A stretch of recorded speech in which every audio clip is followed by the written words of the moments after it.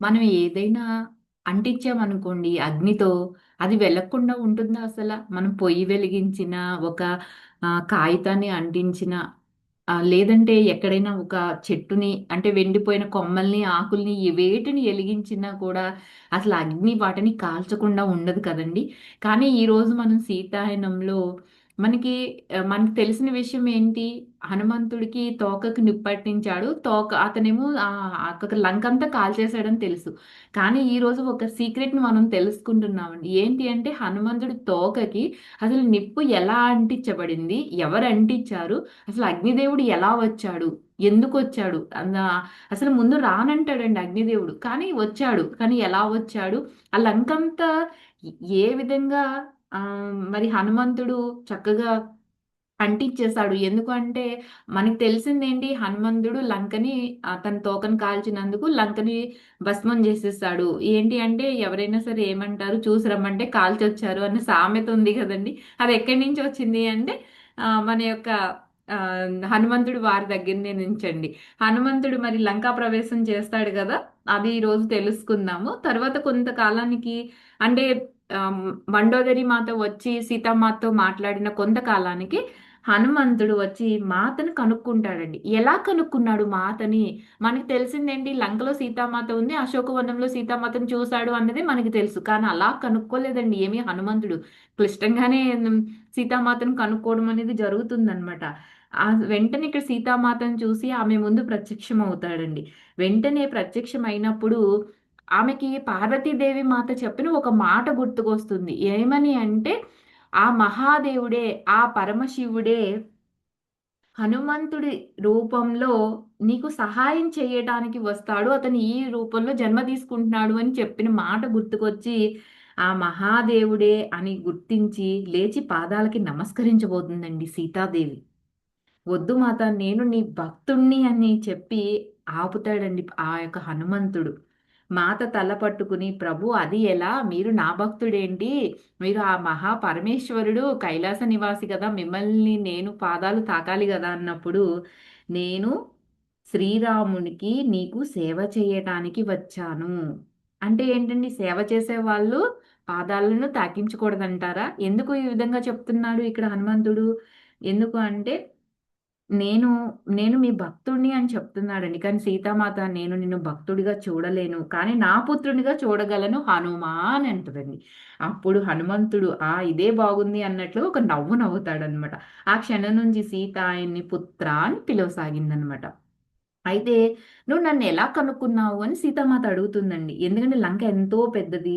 రావణాసుడు లంకలో సీతామాత ఏ తోటలో అయితే అశోక చెట్టు కింద కూర్చుని ఉందో, ఆ తోటని ఎవరికీ కనబడకుండా దాచేశాడండి. అసలు విషయం అది. అదేమి మానవ మాత్రులకి ఎవరికీ కనబడదు. అలాంటిది కంటికి కనబడని ఆ తోటలో అక్కడ సీతామాతని ఎలా కనుక్కున్నాడు అని అడిగినప్పుడు ఎందుకంటే అక్కడికి రావణాసుడి యొక్క అనుమతి లేకుండా ఎవరు ప్రవేశించలేరు.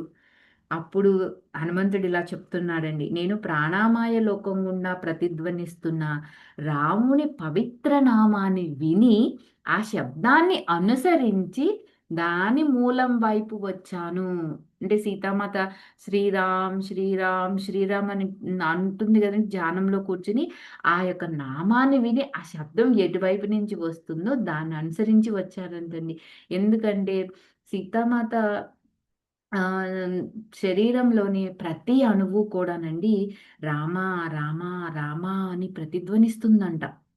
మాత నా శరీరం, మనసు, ఆత్మ కూడా రామనామంతోనే అనుకంపిస్తూ ఉంటాయి అని హనుమంతుడు చెప్తాడండి. మాత నవ్వుతుంది. ఇక్కడ ఏకాంత ప్రదేశంలో నీవు కనబడటం నాకు ఎంతో ఉల్లాసాన్ని ఇచ్చింది హనుమ అని మాత హనుమంతుడి చేతులు తీసుకుని తన ముఖానికి ఎంతో ప్రేమగా ఇలా ఆనించుకుంటుందండి. మనం చిన్న పిల్లలతో చేతులు పట్టుకుని బుగ్గలకి ఎలా అయితే ఆనించుకుంటామో అలా అన్నమాట. దాంతో అతను చేరినందుకు ఆమె ఎంతో ఆనందించిందండి. దీంతో శ్రీరాముడు ఎంతో దూరంలో లేడు అని సీతామాతకు అనిపించింది. అప్పుడు హనుమంతుడు శ్రీరాముడు తనకిచ్చిన ఉంగరాన్ని ఆమెకు అందజేస్తాడనమాట. సీత రాముని ఉంగరాన్ని చూడగానే సంతోషం పట్టలేక కేక వేసింది. చూడండి సీతామాత కూడా ఆయన ప్రెజెన్స్‌ని ఫీల్ అయ్యిందనమాట అప్పుడు. ఆ ఉంగరాన్ని ఆమె వ్రేలికి పెట్టుకోగానే శ్రీరామునితో ఏదైతే బంగారు దారాల బంధం తెగిపోయిందో ఆ బంధం మళ్ళీ తిరిగి ఏర్పడిందండి. ఆ ఉంగరం పెట్టుకోగానే ఆ బంగారు దారాల బంధం తిరిగి ఏర్పడింది. చాలా కాలం తరువాత మళ్ళీ సీతామాత ఆ శ్రీరాముడి యొక్క హృదయ స్పందనని వినగలుగుతున్నాను అని నెమ్మదిగా చెప్తుంది హనుమంతుడితో. నా రాముడు జీవించి ఉన్నాడు, హాయిగా ఉన్నాడు. ఈ వేర్పాటు ఎంతటి బాధకు దారితీస్తుందో ఎవ్వరికీ తెలియదు. అతని పరిస్థితి ఏమిటో తెలియకపోవడం దుర్భరం అని అనుకుందండి. మాత తన తలలో ఉన్న ఒకే ఒక ఆభరణం ఏంటండి? చూడామణి. ఆమె రావణుడు తనను బందీ చేయటానికి తాను అనుమతించిన నాటి నుండి ధరిస్తున్న దానిని తీసి హనుమకి ఇచ్చిందండి. అది రామునికిచ్చి ఆయనకు నా పరిస్థితి తెలియచేయి. అది నా సాన్నిహిత్యాన్ని భావించడంలో తోడ్పడుతుంది. అంటే ఆయన గూడా సీతామాత ప్రెజెన్స్‌లో ఉన్నట్టు ఫీల్ అవుతాకి అది హెల్ప్ చేస్తుంది అని చెప్పి చెప్తుందండి సీతామాత. హనుమంతుడు సరే అంటాడు. ఆమె చుట్టూ కూడా తినకుండా వదిలిపెట్టిన ఆహారం అయన్నీ ఉన్నాయి కదండీ! వాటిని చూసి, "అమ్మా నువ్వు ఎంతో కాలం నుంచి ఏమీ తినలేవు కదా! నీకోసం తోట నుంచి కొన్ని మామిడి పళ్ళు తెస్తాను" అని అంటాడు. కానీ ఆమె తల అడ్డంగా ఊపుతుందండి. రాముడు వచ్చే వరకు నేనేమి తినడం గానీ, త్రాగడం గానీ చెయ్యలేను అని చెప్తుంది. "పుత్ర హనుమ నా బదులుగా నువ్వు తిను. నువ్వు తినేదే నాకు ఎంతో శక్తినిస్తుంది" అని సీతామాత హనుమంతుడితో చెప్తుందండి. మాత తలపైకెత్తి చెట్టుపై నుంచి కోకోలాడుతున్న మరి తెల్లటి పక్షి ఉంది గదండీ! ఆ తెల్లటి పక్షి ఎవరు? పార్వతీదేవి. ఆ పక్షిని చూస్తదండి. ఆమె దాన్ని చూసి నవ్వగా ఆ పక్షి బదులిచ్చినట్లు శబ్దం చేస్తుందండి. ఇదంతా మాతకు ఆ పక్షికి ఉన్న ఆ మధ్య ఉన్న సంబంధాన్ని హనుమంతుడు చూసి నాకర్థమయిందిలే ఈ బందీఖానాలో నీకు తోడుగా ఉన్నవారిని నేను చూసేసాను అని హనుమంతుడు పలుకుతాడనమాట. ఆనాటి నుండి ఎంత కాలం గడిచిందో అసలు సీతామాతకు తెలీదండి. ఎందుకంటే సీతామాత ఎక్కువ కాలం ధ్యాన స్థితిలోనే గడపడం వల్ల సీతామాతకి కాలము జాడ తెలియలేదనమాట. లంకలోకి వచ్చిన నాటి నుండి. అప్పుడు హనుమంతుడు ఇలా చెప్తాడు. 9 నెలలు పైగానే అయ్యింది మాత. శ్రీరాముడు సైన్యాన్ని సమకూరుస్తున్నాడు. త్వరలో ఇక్కడికి వస్తాడు అని హనుమంతుడు చెప్తాడు.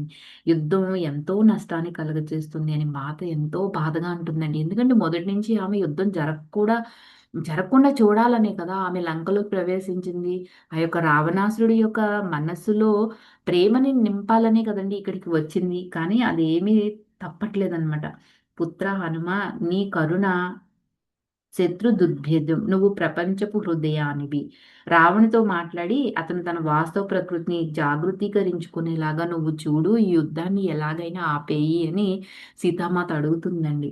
హనుమంతుడు నేను ప్రయత్నిస్తాను. అయితే అతను తన కోపాన్ని అణుచుకోలేకపోయినా, లేక అణుచుకోవడాన్ని తిరస్కరించినా లంకా వినాశనం ప్రారంభమవుతుంది అని అప్పుడే హనుమంతుడు చెప్తాడండి. ఆ జ్వాలను నేను మొదట వెలిగిస్తాను.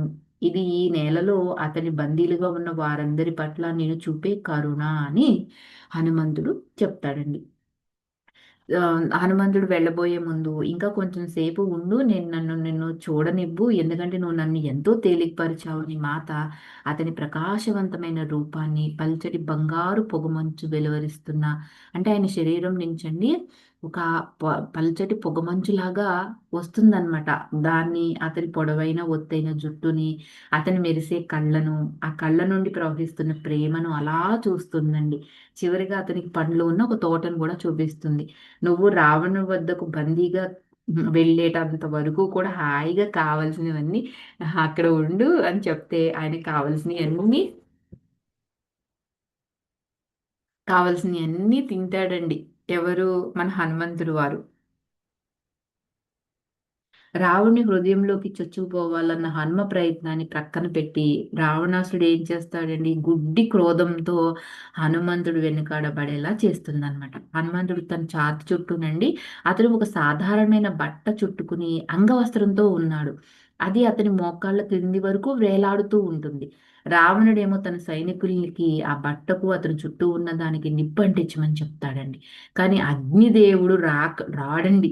చెప్తున్నాను కదా! మనం ఇలా ఎలిగించగానే అగ్ని అంటుకుపోతుంది. కానీ ఇక్కడ రావణాసురుడు హనుమంతుడి యొక్క తోకకు నిప్పంటించమన్నప్పుడు అది అంటుకోలేదు. ఎందుకు అంటే అక్కడికి అగ్నిదేవుడు రాలేదంటండి. దాంతో రావణుడి పెద్ద కొడుకైన ఇంద్రజిత్ ఏం చేస్తాడంటే కోపావేశంతో రగిలిపోయి కాగడ వెలిగించి హనుమంతుడు వెనక పడుతూ అతన్ని కోతి జంతువు అని హేళన చేస్తాడు.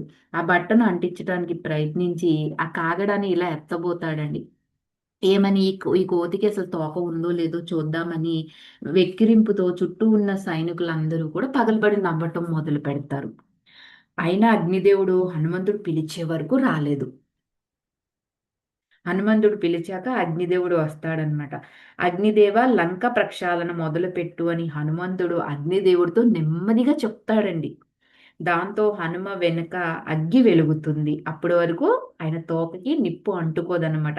హనుమ తన మనోశక్తితో అగ్నిదేవుని యొక్క లంక పరిపాలన భవనాల వైపు మళ్ళించేస్తాడు. అవి అంటుకుని హనుమంతుడి వెనుక ఉన్న మంట ఆగిపోతుంది వెంటనే. ప్రతి ఒక్కరూ ఆ మండుతున్న భవనాలను ఆర్పడానికి చెల్లాచెదురవ్వగా హనుమంతుడు మాత్రం తప్పించుకోగలుగుతాడు. ఏం జరిగిందో సీత గుర్తించి విచారంగా తలపట్టుకుంటుంది. తను స్వయంగా ప్రభువుతోనే తలపడుతున్నానని రావణుడి కుమారుడికే తెలియట్లేదు. మరి ఇంద్రజిత్తే కదండి ఇదంతా చేసింది, రావణాసుడు కొడుకే కదా! ఈ అగ్ని అతని వినాశన బీజనం, ఇక అతని చావు తథ్యమని సీతామాతకి తెలిసిపోతుందనమాట. Thank you for watching. Like చేయండి, షేర్ చేయండి. మీ విలువైన అభిప్రాయాలన్నీ కూడా తెలియచేయండి. చూసారా మనకి సీతామాత మరి చూడటానికి మరి హనుమంతుడు ఎలా వచ్చాడు, మరి అగ్నిదేవుడు ఆవాహన ఎలా జరిగింది, ఇవన్నీ మరి మనకి ఎవరు చెప్పలేదండి. ఈరోజు ఈ సీతారాం పుస్తకం ద్వారా మాత్రమే ఇవన్నీ మనకి తెలుస్తున్నాయి. థ్యాంక్ యూ అండి. అందరికీ కూడా ధన్యవాదాలు.